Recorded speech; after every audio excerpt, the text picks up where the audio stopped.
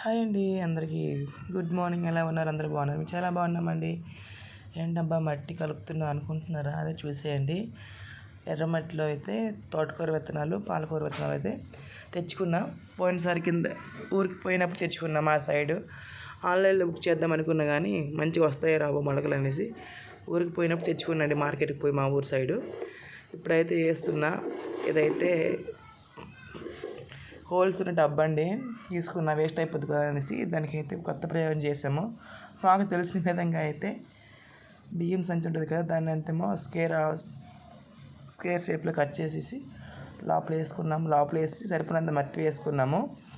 మట్టి వేసుకుని దానికి ఎక్స్ట్రా ఉన్న సంచి ఏమో కట్ చేసేస్తున్నామండి. చూడండి, ఇప్పుడు చూడడానికి చాలా అందంగా ఉంది కదా. అయితే నేను చాలా ఎర్రమట్టి తీసుకున్నాను, చాలా మెత్తగా ఉన్నది ఎర్రమట్టి తీసుకున్నా. చూస్తున్నారుగా, మీకు అర్థమవుతుంది.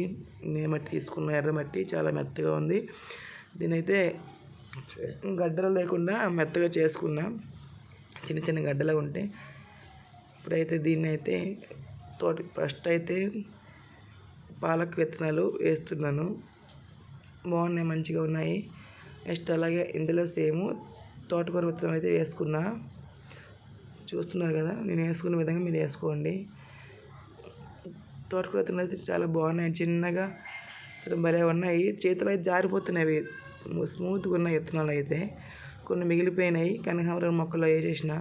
ఇందులో ఎక్కువ వేసేస్తే మళ్ళీ ఒత్తిగా వస్తాయి కదా మొలకలు, మళ్ళీ వాళ్ళకి గుబురుగా ఉంటే స్పేస్ పెరగడానికి అవకాశం ఉండదు. కాబట్టి మిగిలిన అందులో వేసేసుకొని కనకాంబరం మొక్కల్లో అందులో ఉండి వేసుకుని ఇప్పుడైతే కింద మీద కలుపుకున్న మొక్కలు మట్టిని వేసారు కదా మొలకలు, విత్తనాలు వేసేసి కింద మీద కలుపుకొని కొంచెం వాటర్ బాగా అయితే 3 డొక్కులు పోసుకున్నా అండి.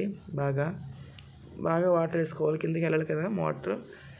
3 డొక్కులు వేసుకున్న తర్వాత మళ్ళీ సేమ్ మట్టిని చెయ్యితో మళ్ళీ అటు ఇటు కలుపుకున్నా కింద మీద విత్తనాలు మట్టిలోకి వెళ్ళినట్టు. మీరు కూడా అలా చేసుకోండి. అలా చేస్తే మొలకలు అనేది తొందరగా వస్తాయండి. చాలామంది ఏం చేస్తున్నారంటే విత్తనాలు వేసి కలుపుకున్న వాటర్ వేసేసి పెట్టేస్తారు. నాకు తెలిసి చాలామంది చూసిన నేను చేయడం, అందుకే చెప్తున్నా.